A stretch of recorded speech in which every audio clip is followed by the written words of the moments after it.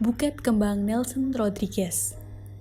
Nelson Rodrigues, penulis Brasilia, hidupnya selalu disiksa rasa sepi. Wajahnya seperti kodok sawah, dan lidahnya tajam seperti lidah ular berbisa.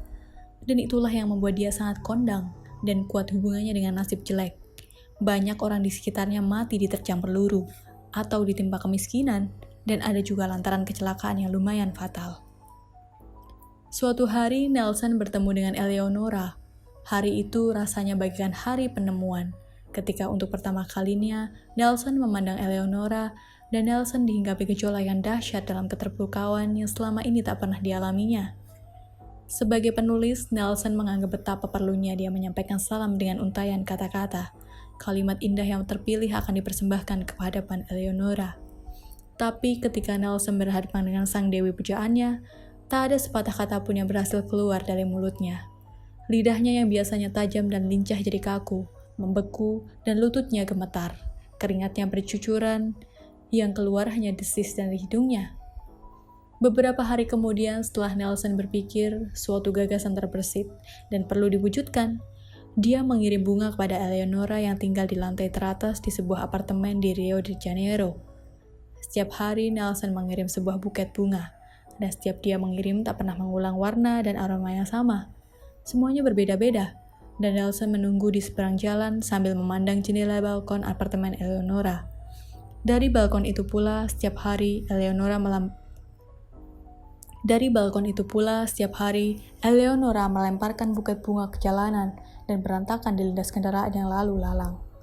Hari ke-50 telah dilewati, sampai pada suatu hari lainnya, suatu hari yang panas, matahari tepat di ubun-ubun, Nelson tak melihat buket bunga berantakan di jalanan. Lalu Nelson dengan sigap berlari melintasi jalan raya. Berlari, dan berlari menaiki tangga demi tangga menuju lantai paling atas, dan lalu dipencetnya bel. Beberapa saat pintu terbuka menganga, Eleonora tersenyum, menerima, dan Nelson ternganga. Eduardo Galeano, The Book of Embraces, halaman 232. Wow. Liberty, 1976. Burung larangan. Di Uruguay, tahanan politik tidak boleh bicara tanpa izin. Juga tidak boleh bersiul, tersenyum, menyanyi, berjalan cepat, menyapa sesama tahanan lainnya. Mereka juga tak diizinkan membuat atau menerima foto atau gambar-gambar perempuan hamil, sepasang kekasih yang bersanding, kupu-kupu, bintang-bintang di langit, atau burung yang sedang terbang atau hinggap di rantingan. Pada suatu minggu yang cerah, di Dasco Perez, seorang guru yang dijebloskan ke dalam penjara dan disiksa oleh rejim militer hanya karena memiliki gagasan ideologis dikunjungi oleh anak perempuannya. Milay namanya, berusia 5 tahun. Milay membawakan oleh-oleh untuk ayahnya gambar burung-burung yang riang bersijingkat yang dibikin olehnya. Di pintu gerbang halaman sebelum Milay memasuki pintu penjara, penjaga mencabik-cabik gambar itu. Dan Milay hanya bisa menahan tangis dan sedih di dalam hatinya. Pada minggu berikutnya, Milay yang selalu kangen kepada ayahnya membawa gambar pepohonan yang nampak rimbun dan hijau. Gambar pepohonan tak dilarang, dan hasil karya Milay itu berhasil masuk ke dalam penjara. Di Dasco Perez memuji hasil garapan anaknya, dan dia bertanya tentang bulatan-bulatan kecil mungil berwarna kuning kemerahan yang tersembunyi di balik cabang dan rantingan pohon yang rimbun, dan ada pula yang bertengger di pucuk ranting di antara kehijauan daun. Apakah itu buah jeruk? Atau buah apakah itu yang? Milay, bocah yang masih duduk di taman kanak-kanak itu mendekatkan jarinya ke bibir.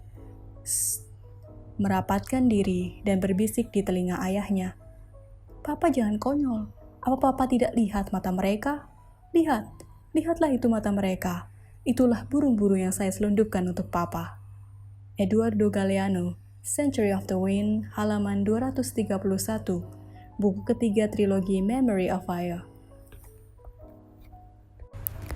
Buenos Aires, 1977. Ibu-ibu perkasa dari Plaza de Mayo. Kaum perempuan melahirkan anak-anak, Demikian puja-puji dalam paduan suara pada tragedi Yunani. Dengan mengacungkan foto-foto anak-anak mereka yang hilang, ibu-ibu itu berkumpul melingkar di sekitar tugu di belakang Pink House, pusat pemerintahan dan tempat presiden bersemayam. Dengan ketegaran yang terus-menerus mereka menziarahi dan mendatangi barak-barak tentara, kantor-kantor polisi, dan tempat-tempat suci. Tidak ada lagi air mata. Semuanya telah mengering karena kesedihan yang mendalam dirundung penantian yang tak kunjung jelas. Kapan akan bertemu dengan? Adakah dia masih? Siapa yang tahu?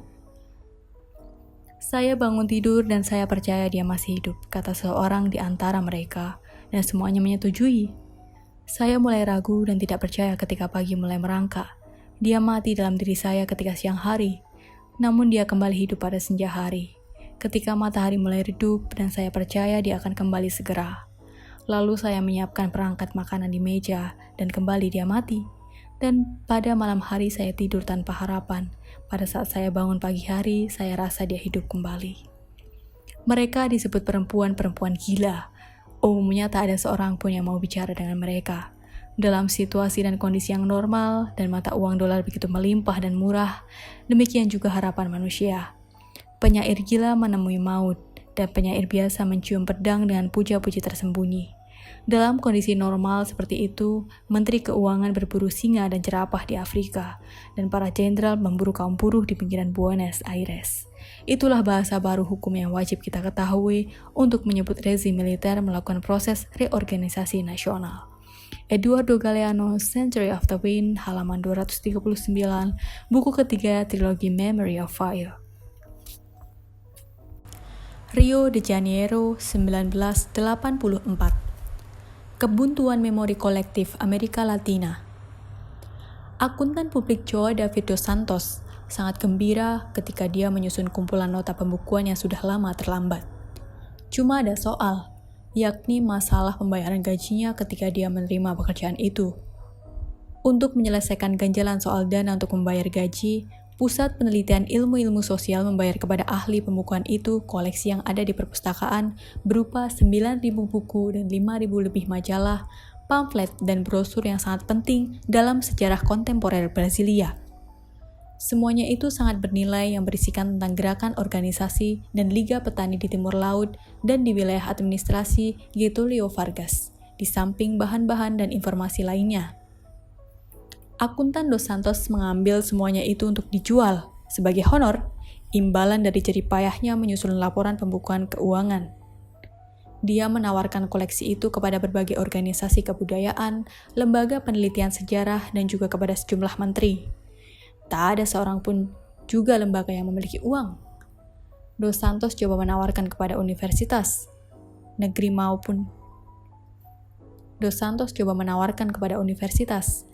maupun swasta. Tak ada yang menawar, tak ada yang berminat.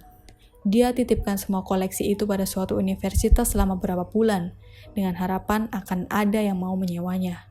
Tiada yang mau menyentuhnya. Dia tawarkan kembali kepada beberapa individu swasta, juga tak ada seorang pun yang berhasrat. Bangsa bersejarah ini penuh dengan teka-teki, atau sedang mendustai dirinya, atau hanya bisa menganga seperti tong sampah.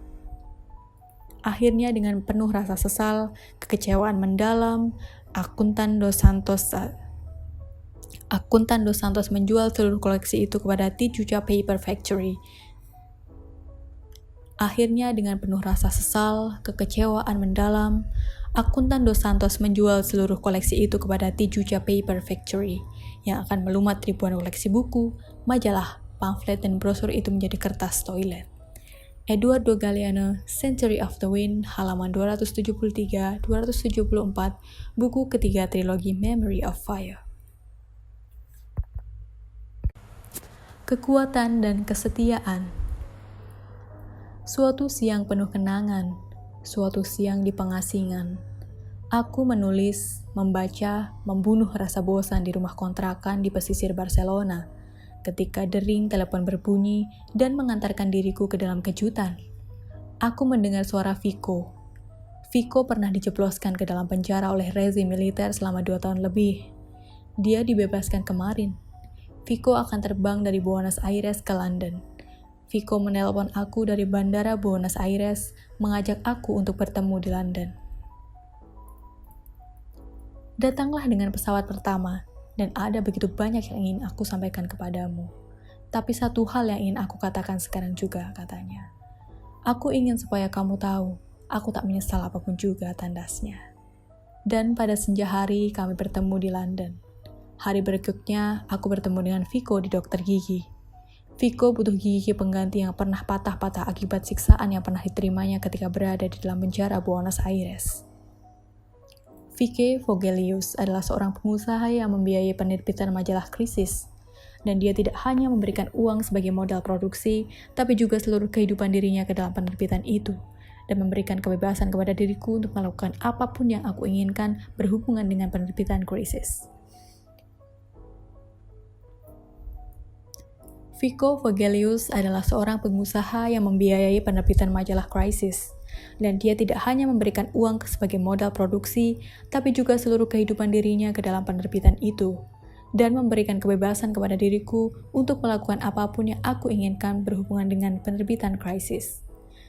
3 tahun berjalan tanpa terasa, 40 nomor kami menerbitkan Krisis yang dikelola dengan sikap, prinsip yang menunjukkan keyakinan dalam kreativitas tentang bahasa yang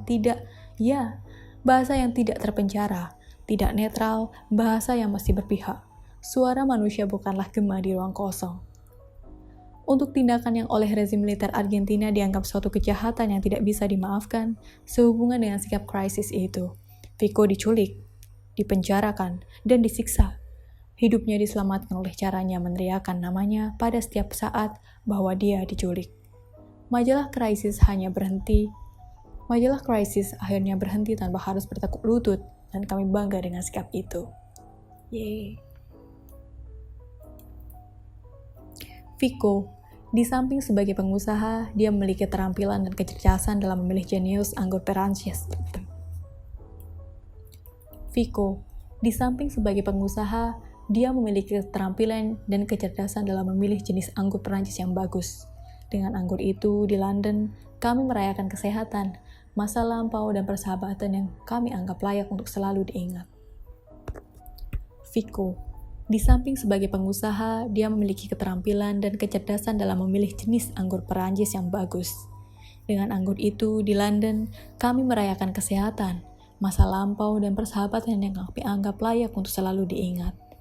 Setahun kemudian, rezim militer ambruk, dan pada tahun 1985, Viko memutuskan untuk menghidupkan kembali Krisis. Dan kembali Viko melibatkan diri dengan komitmen menggebu-gebu dengan menyiapkan waktu dan uang yang siap hilang. Sementara itu dia tahu bahwa dirinya mengidap penyakit kanker. Dia berusaha untuk konsultasi dan berobat kepada berbagai dokter di berbagai negeri.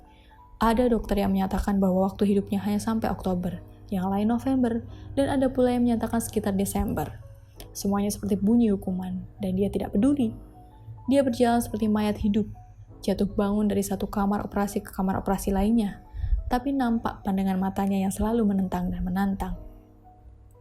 Krisis akhirnya terbit kembali pada bulan April 1986. Sehari setelah Krisis terbit, setengah tahun lewat dari semua diagnosis dan ramalan dokter tentang kematiannya, Viko bersedia mengizinkan kematian menjemputnya. Eduardo Galeano, The Book of Embraces, halaman 264-265. La Paz, 1978. 5 perempuan perkasa. Apa yang menjadi musuh utama kita? Diktator militer? Bourgeoisie Bolivia? Imperialisme? Bukan. Bukan itu semuanya, puan-puan dan tuan-tuan. Saya mau menyampaikan dan menegaskan kepada kamu semua bahwa lawan kita adalah rasa takut. Ketakutan adalah musuh utama yang selama ini ada dan dipelihara di dalam diri kita. Hal itu dinyatakan oleh Domitila di atas sebuah drum minyak di pertambangan Timah Katavi. Dia bersama 4 perempuan lainnya diiringi oleh 20-an anak-anak mereka menuju ibu kota, yang untuk pertama kalinya mereka kunjungi. Pada hari Natal, mereka mulai mogok makan. Tak seorang pun peduli dan percaya kepada mereka. Bahkan ada beberapa orang yang menganggap tindakan mereka sekedar guyonan yang aneh, sama sekali tidak lucu. Ada orang yang berkomentar, jadi 5 betina itu mau nendang diktator militer? Cem-macem mana pula itu? Apa mereka kira kalau mereka bisa nendang bola sepak, mereka bisa nendang pula diktator militer? Romo Luis Espinal adalah orang pertama yang bergabung dengan mereka, dan tak berapa lama kemudian sekitar 1.500-an orang melakukan mogok makan di seluruh Bolivia. Bagi 5 perempuan itu, seperti juga kebanyakan keluarga buruh pertambangan di Bolivia, kelaparan adalah bagian hidup mereka. Sejak mereka lahir, yang pertama mereka hadapi adalah kondisi kelaparan. Dari keadaan seperti itulah, lalu mereka dengan penuh daya hidup, mereka tertawakan semuanya dengan penuh humor, betapapun pahitnya. Lihat betapa nikmatnya sup ayam ini, dan daging serta sosis berwarna. Lihat betapa nikmatnya sup ayam ini, dan daging serta sosis berwarna merah ini sungguh merangsang nafsu makan saya. Padahal sesungguhnya di hadapan mereka hanya air hangat dengan beberapa butir garam, dan mereka makan sambil tertawa.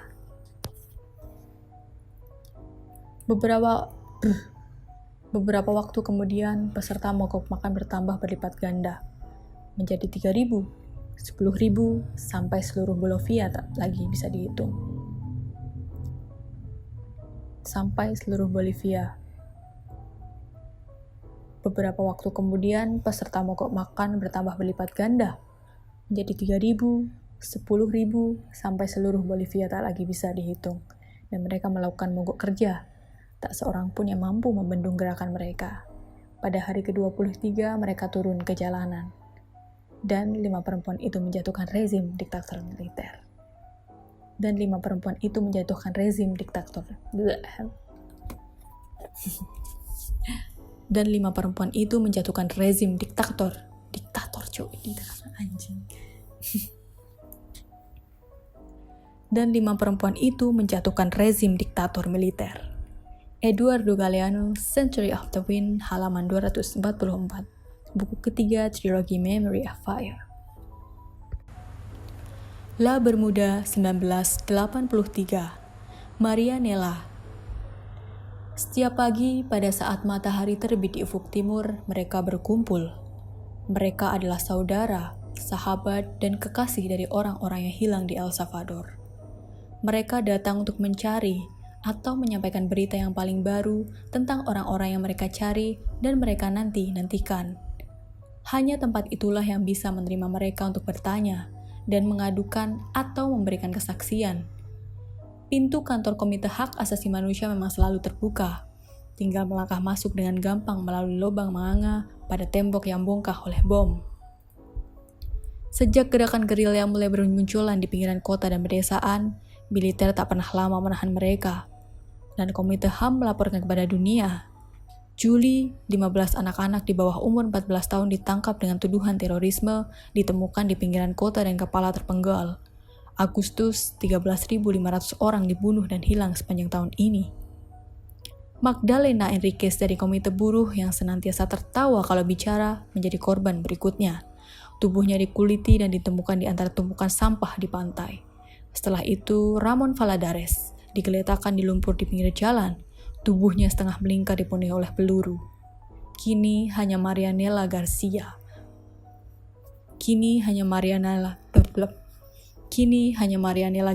yang tinggal.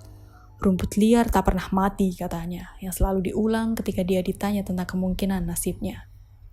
Dan suatu hari mereka membunuhnya di pinggir desa La Bermuda, di antara bekas lahan-lahan yang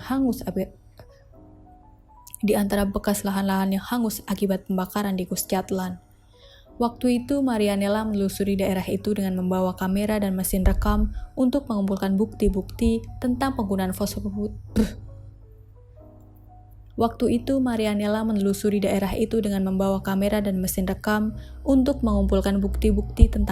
fosfor putih yang dipakai oleh militer untuk membakar perkampungan warga penentang rezim. Eduardo Galeano, Century of the Wind, halaman 263-264, buku ketiga trilogi Memory of Fire. Mexico City, 1885. Milik semua untuk semua orang. Itulah yang selalu diucapkan sebagai prinsip pandangan hidup oleh Teodoro Flores, salah satu warga terpandang Indian Mixtec, pahlawan 3 peperangan. Ulangi itu, dan anak-anak yang mengulangi dengan tegas, milik semua untuk semua orang. Teodoro Flores Teodoro Flores ikut dalam peperangan melawan Amerika Utara, mengalahkan kaum konservatif dan Perancis. Untuk jasanya itu, Presiden Juarez memberikan kepada Teodoro Flores 3 lahan pertanian yang subur. Namun Teodoro Flores menolaknya. Tanah, air, pohonan dan hutan, rumah, sapi, dan semua yang kita panen untuk semua orang. Ulangi itu. Dan anak-anaknya mengulangi dengan tandas. Pada bentangan langit dan udara malam hari, dan pada segala cuaca melalui atap rumah yang tak rapat, selalu tercium bau kotoran hewan yang masih segar atau yang sudah kering, dan suasana sekitarnya selalu dalam keheningan.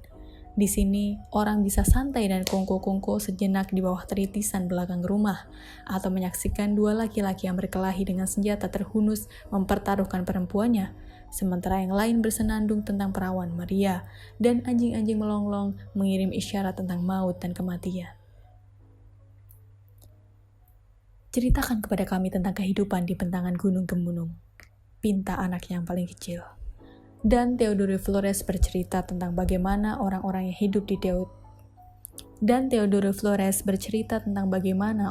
hidup di Teotitlan del Camino. Di sana orang-orang melakukan sesuatu untuk sekadar yang dibutuhkannya. Tak ada sesuatu yang berlebihan dari kebutuhan diri dan keluarganya. Mengambil lebih dari kebutuhan adalah suatu kejahatan yang serius. Di dalam masyarakat yang tinggal di bentangan gunung gemunung itu, suatu kejahatan dihukum dengan tindakan diam atau cemooh, dan yang paling berat diasingkan. Pada waktu itu, Presiden Juarez mendirikan penjara yang selama ini tak pernah kami kenal. Presiden itu juga menyiapkan berbagai sarana hukum dan pengadilan yang berkaitan dengan pembagian tanah komunal kaum Indian. Tapi kami tak pernah peduli dengan aturan yang diputuskan oleh pemerintah, tandas Teodoro Flores. Teodoro Flores, anak pegunungan dan padang-padang stepa, belajar bahasa Spanyol pada usia 15 tahun. Dan sekarang dia ingin anak-anaknya menjadi ahli hukum untuk mempertahankan hak-hak kaum Indian dari manipulasi para ahli hukum dan politisi di ibu kota. Untuk tujuannya itu, dia membawa ketiga anaknya ke Mexico City, menulihkan diri dan hampir-hampir kalah dan undur dalam jejalan hidup seperti di kandang babi bersama pengemis dan gelandangan. Apa yang diciptakan oleh Tuhan dan semua yang dibikin oleh manusia untuk semua orang. Ulangi itu. Malam demi malam, di antara kerlip gemintang dan arak-arakan gemauan di langit terbuka, anak-anaknya mendengarkan Teodoro Flores sampai mereka tertidur. Kita semuanya dilahirkan sama, telanjang. Kita semuanya bersaudara. Ulangi itu. Eduardo Galeano, Faces and Marks, halaman 224-225, buku kedua trilogi Memory of Fire. Uspantan 1980. Rigoberta Menchú. Dia warga suku Indian Kwe, lahir di desa Chimel. Sejak mulai bisa berjalan, dia telah memetik kopi dan kapas di perkebunan di daerah pesisir Guatemala.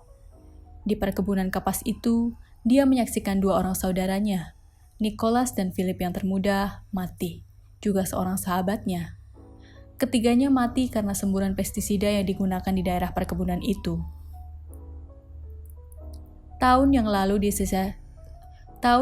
di desa Cajul, Rigoberta Menchú menyaksikan para serdadu rejim militer yang berkuasa membakar saudara tertuanya, Patronisio. Tidak berapa lama sesudah itu, bapaknya mengalami nasib yang sama di depan kedubes Spanyol. Sekarang di Uspantan, para serdadu itu membunuh ibunya dengan cara memenggal dan mencincang tubuhnya setelah mereka mengenakan kepada ibunya pakaian gerilya. Kini, tak ada seorang pun yang tinggal di Chimel, desa tempat kelahiran Rigoberta Menchú. Sebagai seorang Kristen, Rigoberta Menchú berpikir tentang kebenaran Kristiani yang senantiasa memberikan permaafan kepada mereka yang bersalah dan mendoakan jiwa para algojo. Bagi umat Kristiani, ketika pipinya ditempiling, dia tawarkan pipi yang lain. Tapi, kata Rigoberta Menchú dengan suara pahit, sekarang saya tak memiliki pipi yang lain untuk saya persembahkan. Eduardo Galeano, Century of the Wind, halaman 256, buku ketiga trilogi Memory of Fire. The Culture of Terror. Memeras, mencerca, mengancam, menampar, memukul, merangket, mencambuk, hukuman kamar gelap, menyemprot dengan air es, memaksa berpuasa, memaksa makan, melarang meninggalkan rumah, melarang orang menyatakan pendapat, melarang orang berbuat menurut pikirannya, menghina di depan publik. Semuanya itu adalah cara-cara, hukuman, siksaan yang ada di dalam kehidupan keluarga. Untuk menghukum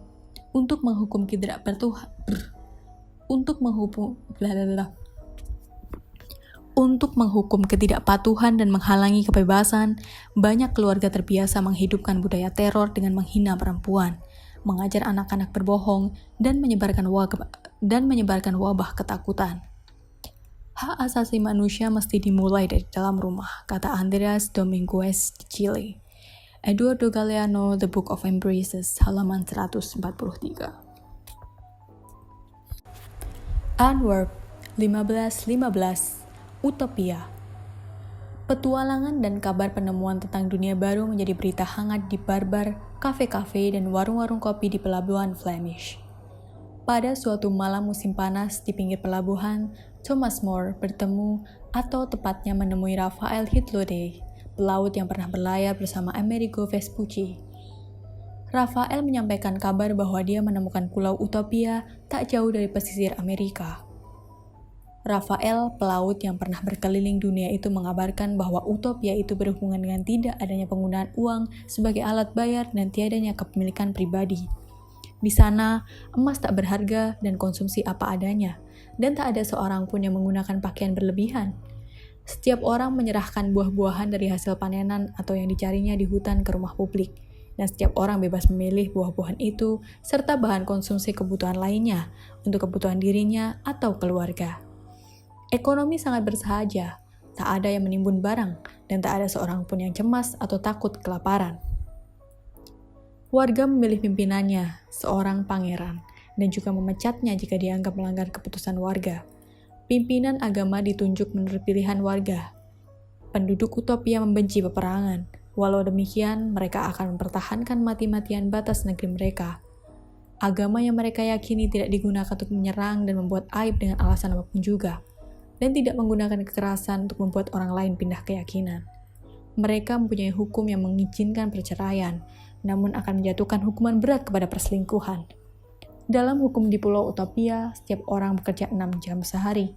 Kerja dan istirahat harus seimbang, dan warga saling berbagi waktu, seperti mereka berbagi meja makan. Masyarakat bertanggung jawab penuh terhadap anak-anak kecil yang orang tuanya sedang sibuk bekerja. Warga atau orang yang sedang sakit mendapatkan prioritas pertolongan dan pengobatan khusus. Etanasia dijauhi. Taman-taman dan kebun-kebun buah-buahan memenuhi berbagai ruang dan lahan, dan kita akan mendengar musik sejauh kemanapun kita melangkah. Eduardo Galeano, Genesis, halaman 61, buku pertama trilogi Memory of Fire. Leavenworth, 1922, yang meyakini milik semua untuk semua orang. Ricardo, anak Teodoro Flores yang paling berbakat dan dianggap paling berbahaya. Dia tidak terlibat di dalam puncak-puncak gerakan revolusi di Meksiko yang awalnya dimotori olehnya. Sementara pertempuran jalanan terjadi, Ricardo sedang memecah batu dan kedua kaki dan sepasang tangannya dibelenggu rantai penjara di Amerika Utara. Pengadilan Amerika Utara menjatuhkan hukuman selama 20 tahun kepada Ricardo dan kerja paksa untuk penandatanganan manifesto anarkis melawan kepemilikan lahan-lahan pribadi. Berulang kali Ricardo ditawari permohonan pengampunan, dan jika dia mau memintanya, dia akan dibebaskan. Namun Ricardo tak pernah menggubris. Jika aku mati, akan ada sahabatku yang akan menggoreskan pada batu nisanku. Di sini disemayamkan seorang pemimpi, dan musuh-musuhku menulis, disinilah kuburan seorang gila. Tapi pasti tak ada seorang pun yang akan menyatakan dan menulis, di sini dimakamkan seorang pengecut dan pengkhianat gagasannya sendiri. Di dalam sel penjara di Amerika Utara, jauh dari tanah kelahirannya, mereka menyiksa, mencekik Ricardo sampai mati. Serangan jantung menurut laporan medis. Eduardo Galeano, Century of the Wind, halaman 52, buku ketiga trilogi Memory of Fire.